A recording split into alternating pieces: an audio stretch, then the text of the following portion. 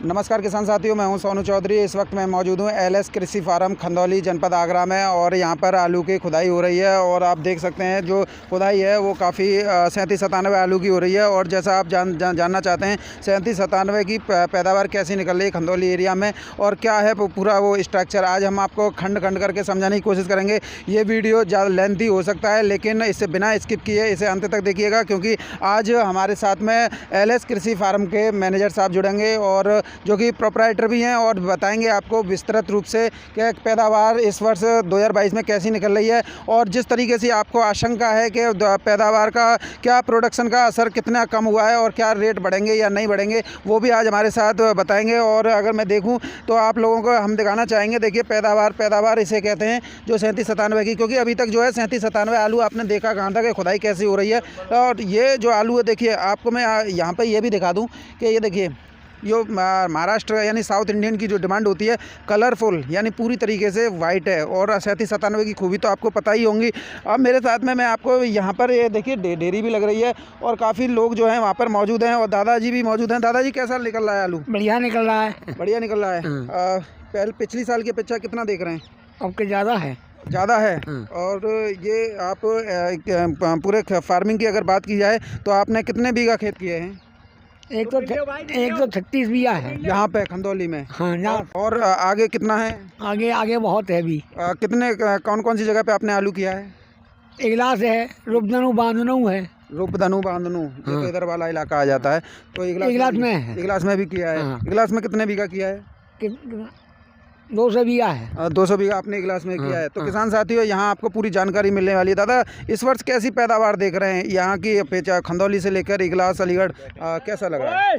बढ़िया पैदावार है आपके यहाँ। पैदावार हमारे यहाँ बढ़िया पैदावार। किसान आशंकित हैं कि पैदावार गिरी है, क्या लग रहा है? पैदावार नहीं गिरी, पैदावार बढ़ निकल रही है हमारे यहाँ। साइज छोटा है।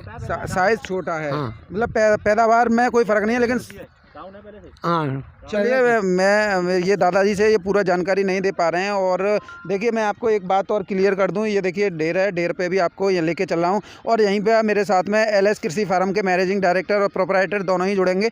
और मैं आप लोगों को यहाँ स्पष्ट कर दूँ, देखिए आपको कलरफुल आलू पूरा नज़र आ रहा होगा, कैमरा में थोड़ा आ गया ये, और इसे पूरी तरीके से दिखाइए। आलू का जो 37-97 है, 37-97 की जो खूबी होती है वो आज तक किसी भी किसान को नहीं मालूम पड़ पाई है। लेकिन यहाँ पर जो फार्म के डायरेक्टर साहब हैं और उनसे ही मैं पूरी विस्तृत रूप से पूछूंगा।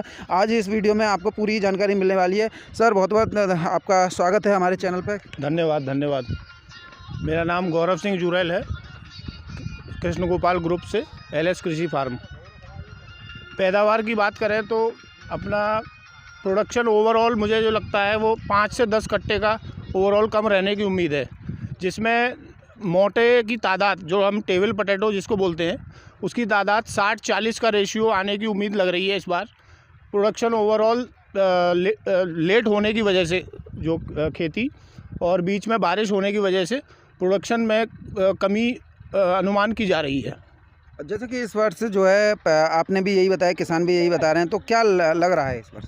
इस बार लग रहा है कि वर्ष के किसानों को अच्छा पैसा मिलने की उम्मीद लग रही है, अच्छा आलू बिकेगा और साउथ मंडियों में डिमांड बनी हुई है बरकरार। रेट भी अभी 700 के आसपास जो है सौदे हो रहे हैं। फार्मिंग में एलएस ग्रुप का काफ़ी खंदौली जनपद आगरा में प्रतिष्ठित नाम है और काफ़ी आगरा से लेकर अलीगढ़ मंडल तक आपके द्वारा फार्मिंग की जाती है खेतों को। आप खुद की भी खेती है और इगलास अलीगढ़ में भी, वहाँ पे भी आपके खेत हैं, तो वहाँ पर कैसी पैदावार चल रही है? और अगर और भी कई जगह आपने किया हो तो? देखिए, ओवरऑल इगलास क्षेत्र में भी पैदावार 10 कट्टा प्रति बीघा कम दिखाई जा रही है, पिछले साल से दिख रही है। और मोटे और गुल्ला साइज़ जो है इस बार ज़्यादा होने की उम्मीद है। टेबल पोटैटो मोटा जो है वो 60-40 का रेशियो की उम्मीद लग रही है, जिससे कि रेट में अच्छा अनुमान लग रहा है, जिससे खाने वाला आलू जो है वो अच्छा बिकता रहेगा पूरे वर्ष। जैसा कि आप ना ये देख रहे हैं कि गुजरात में भी स्थिति क्या है, ज़रा किसान भी आशंकित है। गुजरात और आपका पंजाब और आपका पश्चिम बंगाल क्या है? ऐसा है, पश्चिम बंगाल में फसल के दौरान काफ़ी अच्छी बारिश होने की वजह से वहाँ पर भी पैदावार और उसकी कम होने की उम्मीद है। और गुजरात में जो आलू की खुदाई हुई, वहाँ गर्मी के कारण लेट खुदाई में नुकसान होने की उम्मीद दिखी, तो जिसके कारण यूपी को मौका मिल सकता है इस बार, जो किसान भाइयों को यूपी के पैसा अच्छा बन सकता है। और मध्य प्रदेश में एक उज्जैन से एक वीडियो वायरल हो रही है सर, और जो वीडियो है ये बताया जा रहा है कि यहाँ पर मध्य प्रदेश में स्थिति गड़बड़ हो चुकी है। कोल्ड स्टोरेज के बाहर लाइनें लगी हुई हैं, उज्जैन हो, रीवा हो, सतना हो या आपका कोई भी इलाका हो। मध्य प्रदेश में मेन देखा जाए तो इंदौर का आलू सबसे ज़्यादा प्रचलित है, जिसमें से भी करीब 40 से 50% आलू खाने की चिप्स में जाता है वो आलू। तो वहाँ पर फसल अच्छी थी, वहाँ की अभी फसल चल रही है और ये अप्रैल के महीने तक चलेगी। उसके बाद यहाँ का आलू जो है अच्छी तरह मंडी पकड़ेगा। जैसा कि अपना ये क्षेत्र है जो आलू बेल्ट के नाम से ही मशहूर है, और यहाँ बहुतायत क्षेत्र में 37-97 की खेती की जाती है, और आपने भी ये 37-97 आलू किया है। चंबल 37-97 का आलू ही करते हैं हम, चंबल वाला जो ITC चंबल पहले कंपनी थी 2002 में, जो ITC में टेक ओवर की, तो उसी का हम सारा सीड करते हैं ज़्यादा।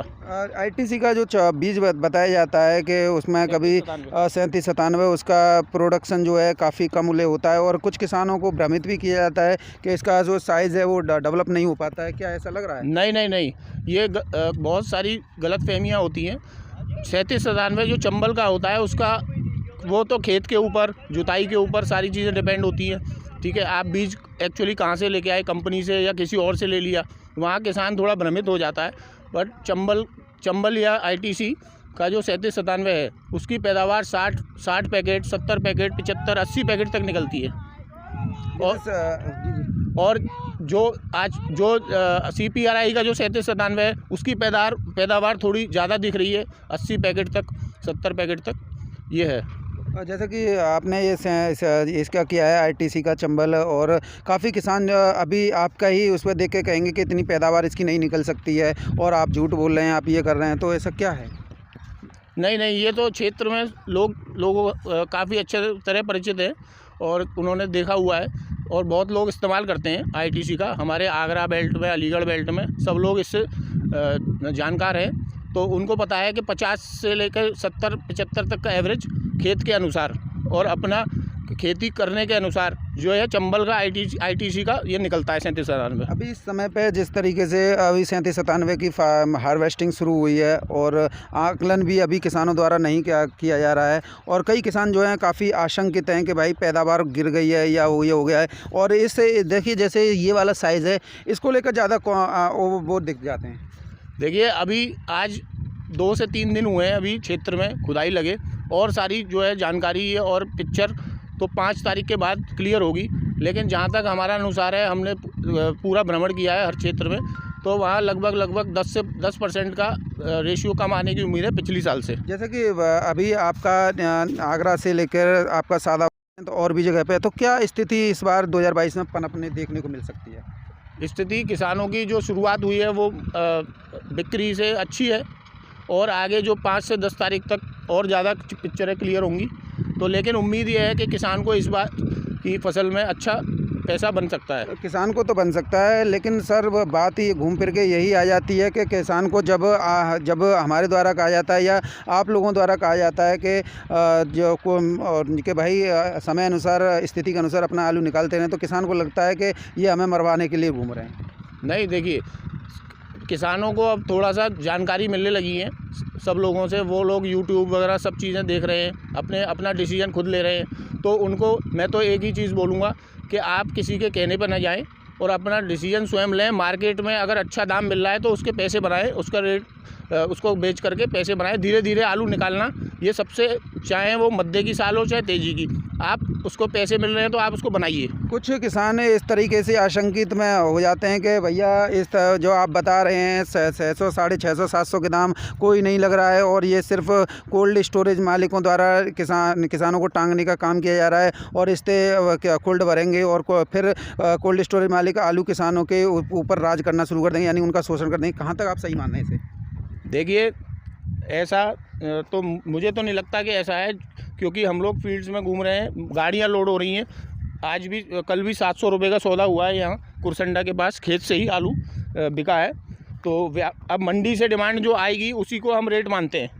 उससे पहले आलू खुदने से पहले जो रेट जो चलता है वो आपस में किसान ने किसान का ले लिया, दैट इज़ नॉट मार्केट। ठीक है, तो अब जो पहियों पे माल लोड हो रहा है, लोगों के व्यापारियों की जो डिमांड आ रही है उसके अनुसार ही हम आपको बता रहे हैं। जिस तरीके से अभी साउथ में क्या स्थिति चल रही है, क्योंकि किसान आप भी बड़े किसान हैं, पूरा आगरा अलीगढ़ मंडल को कवर करते हैं। फिर साउथ में देखिए, अभी इंदौर का आलू वहाँ तमिलनाडु TN हुआ आपका, वहाँ साउथ में जो है वो आलू जा रहा है। अभी महाराष्ट्र की डिमांड आना चालू हो गई है, तो महाराष्ट्र हुआ और यहाँ पे आलू चालू हो गया है पहिए पे लोड होना। तो अगर मान के चलें तो किसानों को जैसे इस समय पे अभी कुछ लोग कह रहे हैं कि ये अभी 50-100 रुपये 10 तारीख तक बढ़ेगा, उसके बाद में नॉर्मली उसी रेट पे आ जाएगा, इसे कहाँ तक सही मान रहे हैं? देखिए, ये मैंने जैसे पहले कहा कि ये 10 तारीख के बाद लगभग आधी खुदाइयाँ हो जाएंगी, तब जाके ये चीज़ें क्लियर होंगी। उसके पहले बोलना तो एक अनुमान लगाना होगा। लेकिन जहाँ तक लगता है, क्योंकि जो फसल है वो 15 दिन लेट है। जो आलू 18-17 को लगता था अक्टूबर को, वो 1 तारीख से गणना चालू हुआ है मैक्सिमम 1 नवंबर। तो 37-97 मैक्सिमम 90% 37-97 आलू होता है यहाँ अपने आगरा और इधर बेल्ट में। तो जिसका जो प्रोसेस है वो अक्टूबर में जब घड़ता है 18 अक्टूबर, तभी वो अच्छी पैदावार देता है। जो ये ठंडे में घड़ता है तो इसमें प्रोडक्शन कम होता ही होता है। ये सब लोग जो किसान हैं बड़े बड़े, उनको सारी ये जानकारी ऑलरेडी हैं। आपका जो आलू का क्षेत्र में एक्सपीरियंस है, उसके अनुसार आप क्या कहना चाहेंगे? और जो है पैदावार का अगर रेशियो देखा जाए तो आपके फार्मिंग में खंदौली में ही क्या निकल रहा है, अगर प्रति बीघा या एकड़ की बात करें? प्रति बीघा में अभी तक जो हमने देखने को मिला है, वो हमारा जो लैंड है उसमें 55 से 60 का एवरेज निकल रहा है। 55 से 60 का, 37-57, 55 पैकेट से 60 पैकेट का पर बीघा, यानी लेस हुआ है 15 से 10 पैकेट का। हाँ, 10 पैकेट का पिछले बार से कम अनुमान लग रहा है। तो ऐसे में जो किसान हैं उनके लिए आपकी क्या गाइड रहेगी? किसानों के लिए बस मैं यही कहना चाहूँगा कि आप अपना डिसीजन स्वयं लें, किसी की और न सुने। यूट्यूब चैनल्स और जो हमारे व्यापारी हैं, मार्केट है, उनको थोड़ा मंडियों में जानकारी लें। और गौरव भैया, मैं आपको यहाँ रोकूंगा। कई व्यापारी जो हैं किसानों को भी भ्रमित करने का काम कर रहे हैं। कई किसान ऐसे रूमर फैलाया जा रहा है जिससे किसान ना चाहते हुए भी मतलब एक तरीके से बंधक बन रहा है। नहीं, देखिए, किसानों को सब आज की डेट में जानकारी है कि 700 रुपया के आसपास जो है आलू बिक रहा है। तो किसान उसको जिनको बिक्री करनी है, जिनको ज़रूरतें हैं, तो वो आज भी अब बिक्री चालू हो गई है उनकी भी। तो किसान अपने आप में जो है सक्षम है, वो जानकारी रखता है आज का किसान। बस थोड़ा सा सक्रिय होने की ज़रूरत है किसानों को कि वो मंडी से जुड़ें, मंडी से रेट आकलन करें। जो अच्छे व्यापारी हैं, देखिए 2 चीज़ें होती हैं, एक व्यापारी तो बहुत सारे हैं, लेकिन जो अच्छे नामी व्यापारी हैं उनके पास ही जाएं, उनसे ही सौदा करें और उनसे रेट और नॉलेज अच्छी मिलेगी। अब व्यापारियों से बात यहाँ कर रोकते हैं। जो कोल्ड स्टोरेज हैं, कई कोल्ड स्टोरेज जो हैं किसानों का ही शोषण करने लग जाते हैं। ऐसे कोल्ड स्टोरेज का हम भी निवेदन करते हैं कि 10 से 15 रुपये एक्स्ट्रा चला जाए कॉस्टली, यानी कि जो आपका भाड़ा होता है। ऐसे कोल्ड स्टोरेज का क्या सलाह रहेगी आपकी? कौन से कोल्ड स्टोरों का किसानों को चयन करना चाहिए जहाँ उनकी फसल का अच्छा दाम मिल जाए? देखिए, सबसे पहले कोल्ड स्टोर के बारे में मैं कहूँ तो कोल्ड स्टोर जो अच्छा माल पूरे सीज़न में रख सकें, अच्छा माल बाद में निकले अक्टूबर नवंबर तक, उसको चयन करें जिसमें माल ख़राब ना हो, पहली चीज़। दूसरी चीज़, उसको चुनें जहाँ पर अच्छे व्यापारी, जो नामी ग्रामी व्यापारी हैं, उनकी पहुँच हो, वो आते हों और वो मंडी के अनुसार, मंडी में जो रेट है उनके अनुसार आपको रेट दें। तो ऐसे कोल्ड स्टोरों को चुनना आपके लिए फ़ायदेमंद होगा। अगर बात की जाए खंदौली क्षेत्र में, तो खंदौली क्षेत्र में कौन कौन से ऐसे कोल्ड स्टोरेज हैं जो किसानों को उनकी फसल का, यानी पूरे सीज़न चलता है और किसानों की अगर आलू बचता है वो भी नवंबर दिसंबर तक चला देते हैं और फिर अच्छा कीमत रहता है? इतने कैसे कौन से कोल्ड स्टोरेज हैं खंदौली क्षेत्र में? तो जैसे कोल्ड स्टोरेज है, राधे राधे कोल्ड स्टोरेज है, कृष्ण गोपाल कोल्ड स्टोर है, आपका वैद्य जी कोल्ड स्टोरेज है और कई और कोल्ड स्टोरेज है, और एक OP कोल्ड स्टोरेज है। ये दिसंबर तक, जनवरी तक भी चलते हैं और इनमें जो मैंने देखा है वो माल भी बहुत सुरक्षित रहता है। गौरव भैया, थोड़ा अपने इस पर से जो ढेर है उस पर से थोड़ा आलू के बारे में थोड़ा जानकारी देते हैं। और जो मैं किसान भी जानना चाहेगा कि जो आपने प्रोडक्शन किया है उसमें आपने क्या क्या लागत लगाई है और ये इतना जो कलरफुल है यानी वाइट कलर हुआ है वो कैसे हुआ है? क्योंकि आगे की सितंबर अक्टूबर में जो आलू किसान अपनी फार्मिंग करेगा, यानी कि उसका वो करेगा, गढ़ाई करेगा अपने आलू की, तो उसे कौन कौन सी चीज़ों का इस्तेमाल करे और इससे कि पैदावार जो है, चाहे वो मौसम अनुकूल हो या प्रतिकूल हो, तो उसके लिए क्या क्या क्या हुआ? इसके लिए सबसे मुख्य जो चीज़ें हैं वो सबसे मुख्य होती हैं कि जुताई बहुत अच्छी होनी चाहिए। करीब 14 से 15 जुताई बहुत ज़रूरी है सीज़न पे, उसी से नंबर 1 खेत बनता है।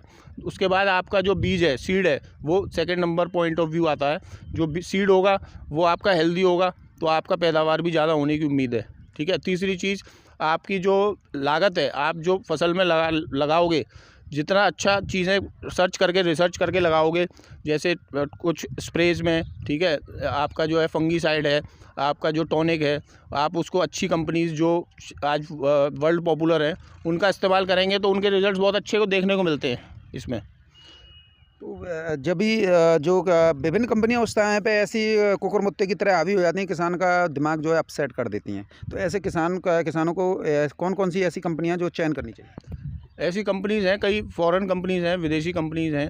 बायर है, आपकी बोसेफ है, ठीक है, आपकी सिजेंटा है और आपकी यूपीएल कंपनी है। इनके प्रोडक्ट्स गारंटेड प्रोडक्ट्स हैं और ये बहुत रिसर्च और R&D करके काम करती हैं आलू के क्षेत्र में स्पेशली। तो मैं तो कहूँगा कि इन चीज़ों को, प्रोडक्ट्स को अपनाएं।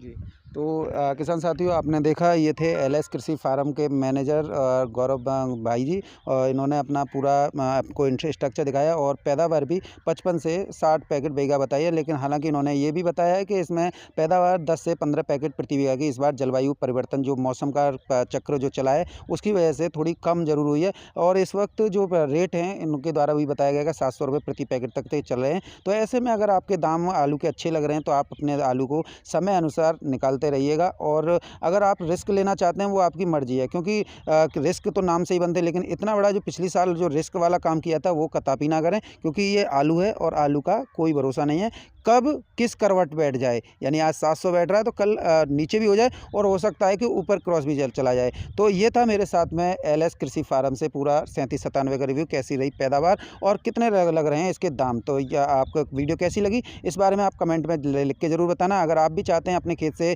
37-97 या अन्य फसलों की पैदावार को दिखाना तो कमेंट में अपना नाम, पता और मोबाइल नंबर जरूर डालें। वीडियो को शेयर करना और लाइक करना ना भूलें। धन्यवाद किसान साथियों।